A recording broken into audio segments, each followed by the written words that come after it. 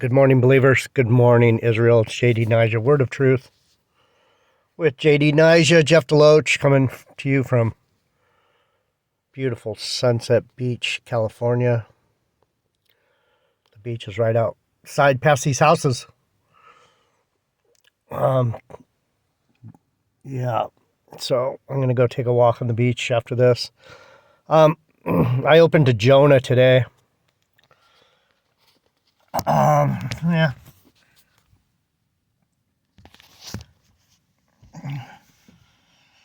Went to the pub and watched the Lakers last night, and my buddy was buying shots, so I got to learn to say no. Not feeling that great this morning.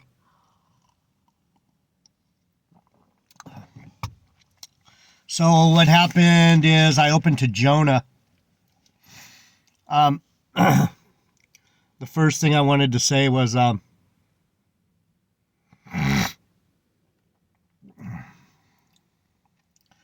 Apostle Gabar from GMS did a video.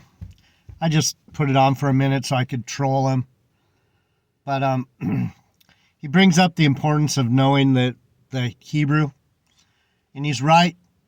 He's right about that. It's good to especially if you're confused about a certain passage. A lot of times you can pull up the word that's important in the passage, and it'll give you the Hebrew equivalent so that you can get a better understanding of what's being said. But the whole reason I brought that up is because if he doesn't know how to read the English, why is he so worried about the Hebrew? If he can't figure out the word new means sex, and he's continuing to argue that even though it never says anywhere in the Bible that Joseph knew Eve until after, and so he's making a point about knowing the Hebrew when he can't even decipher the English. It's gaslighting and manipulation and deceit in a man. I'm starting to wonder if these guys are actually real people or just bots, because it's hard for me to believe that a real person could continue to be so wicked and not admit when they're wrong. But there's that. So I've gone through Jonah a couple times. It's not as simple of a story as it sounds. And actually, for such a short book, it has a lot of different spiritual lessons in it. So I'm going to try and just go through some of them. Part of the biggest issue in this book of Jonah is that the Lord, and this is where GMS and these knuckleheads don't understand, that the Lord has his eyes on everybody. He's not just looking at Israel. He's not just looking at believers. He's looking at the heathens too. He's looking at everyone. We're all his creation, and that's where GMS and their Negro-centric, Israel-only nonsense is just completely non-biblical. It's not biblical at all. So they say they're teaching the Bible, but they're really teaching some other kind of nonsense religion. I don't know what you call that Black Hebrew Israelism, except unlearned, untaught, deceitful, deceptive, manipulative, Negro-centric, non-biblical. There's so many things you could call it, but you can't call it 100% truth, and you can't call it according to the Bible, because it's not according to the Bible, and it's not even near. There's obvious. They're not even trying to be truthful. They're actually trying to massage the text into saying all kinds of things that it doesn't say. So that being said, let's look at the description of the book. The purpose of Jonah's prophecy is to show the sovereignty of God at work in the life of an individual, the prophet Jonah, and his concerns for a heathen nation, Assyria. The prophecy also shows in an oblique way his concern for his own people, and that the way to avert national catastrophe is a concentrated missionary effort toward all people. Gabar, Tahar, Tahar, har, har, har. I mean, I don't even have enough piss and vinegar to laugh at these idiots anymore. They're disgusting. Concentrated mission effort toward all people. Jonah's theme is God's mercy to the individual, Jonah, a Jew, a group, the heathen sailors on the ship that throw him off, the heathen world, Assyria, a Gentile nation, and his own people, Israel. So it's a fourfold message about the Gentiles, about people you come in contact in the world that are Gentiles, yourself if you're Israel, and your people, Israel. So it's about your people, their people, believers. It's about everyone. The story of Jonah. It's not about the Jews. It's not the whole book's about Israel. Fucking stupid ass fuckers, man. Salakia. So the word of the Lord came to Jonah, chapter 1, verse 1, of the son of Amittai. He was a Zebulunite. So that Jonah came from the northern kingdom. Arise, go to Nineveh, that great city, and cry against it, for their wickedness has come up before me. But Jonah rose up to flee to Tarshish from the presence of the Lord, and went down to Joppa, and he found a ship going to Tarshish. And he paid the fare thereof, and went down to go with them unto Tarshish from the presence of the Lord. And the Lord sent a mighty tempest, and a wind into the sea, and there was a mighty tempest, so that the ship was likely to be broken. Then the mariners were afraid, and cried every man to his God, and cast forth the wares that were on the ship to lighten it. But Jonah had gone down into the sides of the ship, and lay, and he was fast asleep. So right off the bat, it's saying the Jews, a lot of the Jews that could be waking up right now and helping me,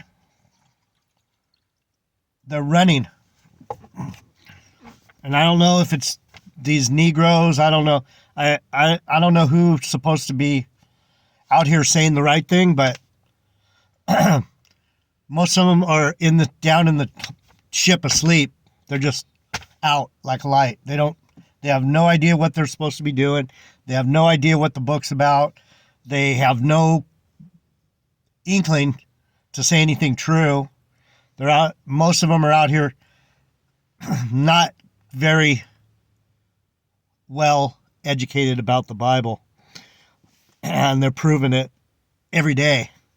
So the shipmaster came and said, What meanest thou, O sleeper? Arise, call upon thy God, if so be that God will think upon us, so we don't perish. And they said every one to his fellow, Come and let us cast lots, that we may know for whose cause this evil is upon us. So they cast lots, and the lot fell upon Jonah.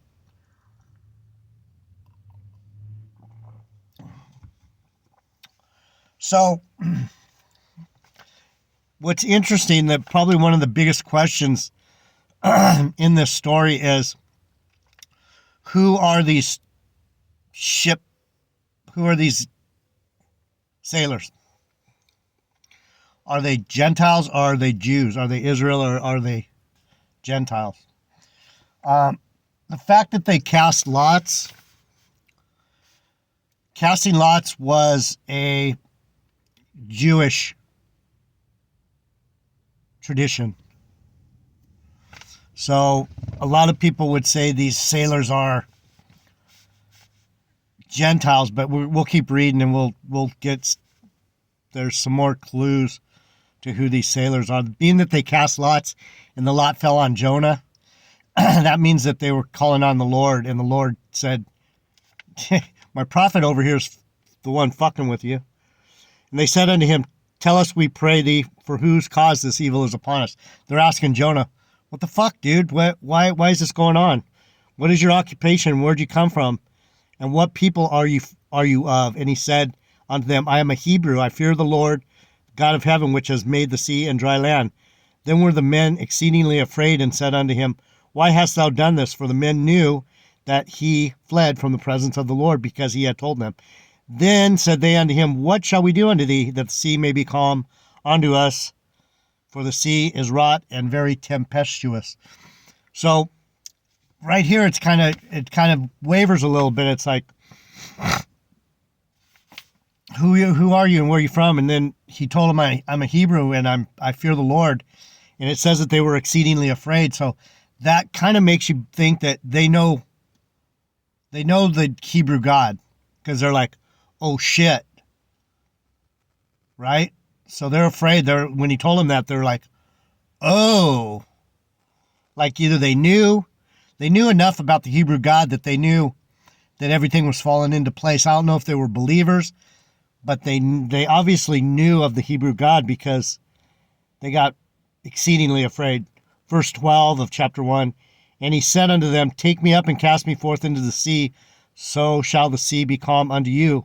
For I know that for my sake this great tempest is upon you. So Jonah's being honest. He's like, all right, you guys found me out. And they cast him into the sea. There's a lot of different ways we could look at the sea, because the sea a lot of times is the sea of people.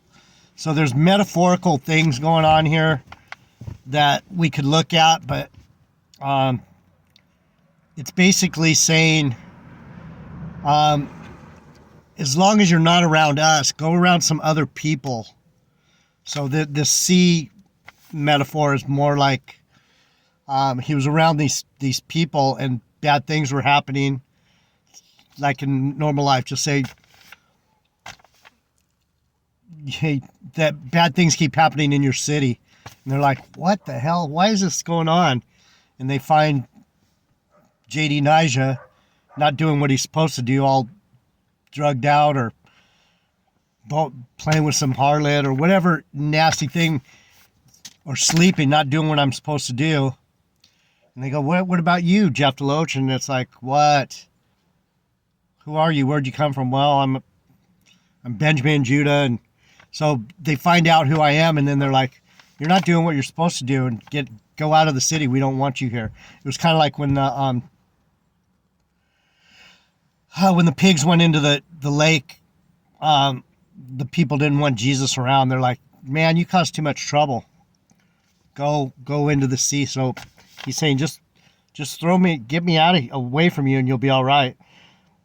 The prophet is not always going to be making things good for people. Is the point I'm trying to make. Right? No one wants to hear me. They're like, can this guy just go away? Why don't you sit down and shut up, J.D. Nijah? Because I can't. I have a mission to achieve. And it doesn't matter if I run, it's still going to cause all kinds of problems. So I'm doing what I need to do. Wherefore they cried, beseech thee, let us not perish for this man's life. Nevertheless, the men rowed to bring the boat to land, but they could not. The sea was wrought and tempestuous against them, so they couldn't get out of it. So they took up Jonah and cast him into the sea, and the sea ceased from her raging. So as soon as you get rid of the prophet, things calm down, because if the prophet's not doing, especially if he's not doing what he's supposed to do, and we're going to see a bunch of that start happening. We're going to see some of these guys out here that are talking nonsense like GMS, and we're going to start seeing some weird shit happen to them, I bet. People are going to have to throw them out. Then the men feared the Lord exceedingly and offered sacrifice unto the Lord and made vows. So that's what makes me think that They weren't actually Gentiles. They were believers. And if they weren't believers before, they are now. Now the Lord had prepared a great fish to swallow up Jonah, and Jonah was in the belly of the fish 3 days and 3 nights. So that's another metaphor for the Lord going down into hell for 3 days and 3 nights before he rose up, when he went down and got the keys to unlock the prisoners, to set us free.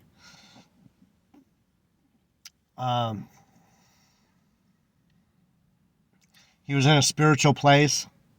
And so Jonah gets put in a spiritual place. But it's the Lord getting ready to judge him. It's like us going back. This is an example. This is another metaphor for regeneration.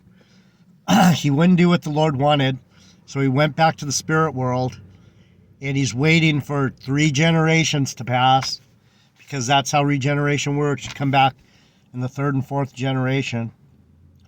So he's in the belly of the whale, and he's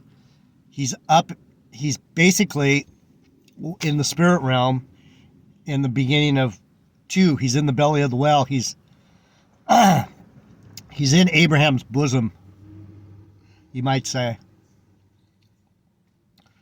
getting ready to be judged and sent back down.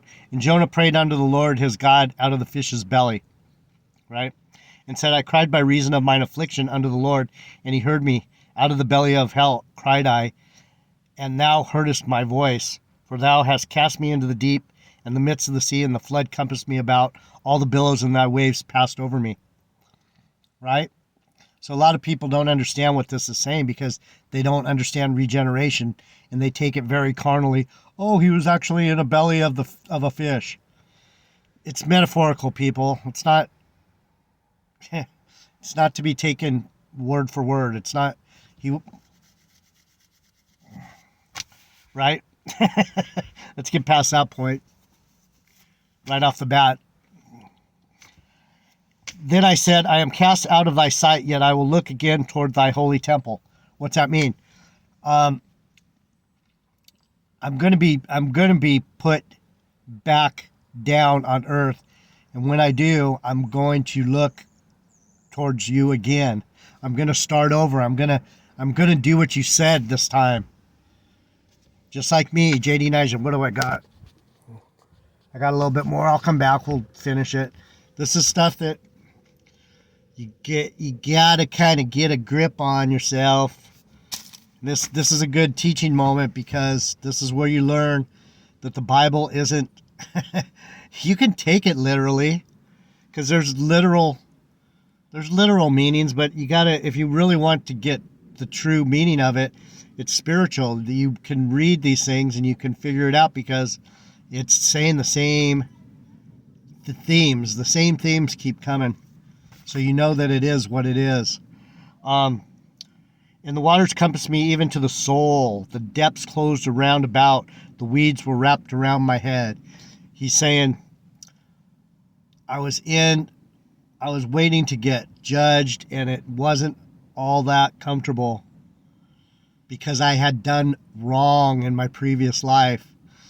And I had ran from the Lord, and I was asleep. I didn't know what the fuck the Bible was talking about. And I'm supposed to know. I'm a Jew. He's saying it's hard to be a prophet. It's hard to be Adonijah and have to go back to the spirit world and face the Lord when you were one of the wickedest people in the whole book. It's hard to be a prophet, is what he's saying. I went down to the bottoms of the mountains. The earth with her bars was about me forever. What are we in? We're in these chains of darkness. The earth, the bars of the earth. He has the angels. We're in a prison planet. It's saying it over and over and over. This is a good example. It's poetry. This is Hebrew poetry. And this is where you can glean a lot of the things that I've been saying to you. Whether you believe it or not, here I go again, telling you all these crazy things that are true. On the earth with her bars was about me forever. You can't get out of here. You're going to keep coming back till he says it's over, till the end of the age. So this whole thing about tribulation and rapture and all that, yeah, it's going to be rapturous to not have to come back here, but harpazo doesn't mean what these nincompoop Christian bone knuckles like Tony Baloney are trying to tell you. It's not that. Yet has the earth with her bars was about me forever, yet hast thou brought up my life from the corruption, O Lord my God. What's he saying? You brought me up out of flesh. I'm in the spirit. You brought me up out of corruption. When my soul fainted within me, I remembered the Lord, and my prayer came in unto thee into thine holy temple. They that observe lying vanities forsook their own mercy. So if you're believing all the nonsense that Gabar and Tahar and Aram Lab and the Joker, Joyce Myers, and Tony Baloney, Street Ministers for Christ, and a lot of these guys aren't even close. At least the Hebrew Israelites have some truth to what they're saying, but they bring in their lies, which totally ruins their whole fucking doctrine. The Gentiles and Joseph being the father of Jesus, those are non-starters. You can't go there and be taken seriously. No one takes anyone who's taking these guys seriously, Barakatha Yahweh, Bahashem Yahweh Shai, and all that kind of nonsense. You're being fitfully and decidedly deceived. But I will sacrifice unto thee with the voice of thanksgiving. I will pray that I have that I have vowed. Salvation is of the Lord. And the Lord spoke unto the fish, and it vomited out Jonah upon the dry land. Let's see what I got. 22. I got a couple more minutes. So what's that saying? He judged him and he spit him back out down here. He said, "Please, Lord, I'll please. I know who you are. You know who I am. Please, just give me another chance." And that's what happens. We go to the spirit world. We're judged. Third or fourth generation, we're come back here. And the word of the Lord came unto Jonah the second time, saying, the second time,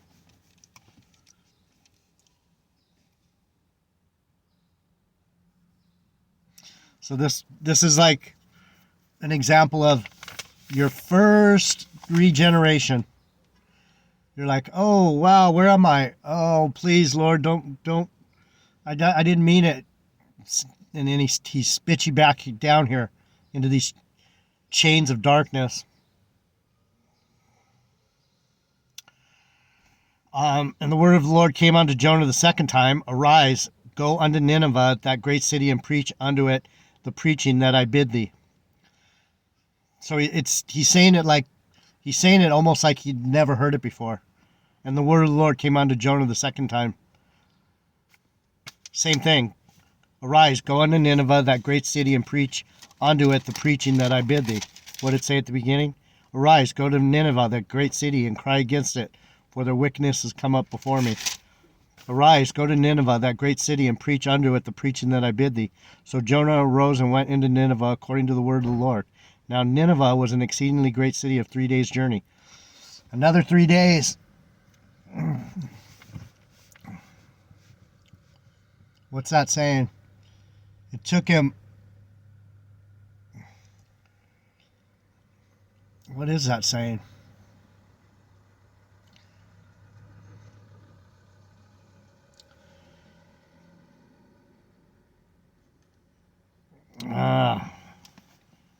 I should know that, but I don't. I can't. I don't. Let's see what it says. Of 3 days' journey. 3:3. It says meaning unknown, exact meaning unknown.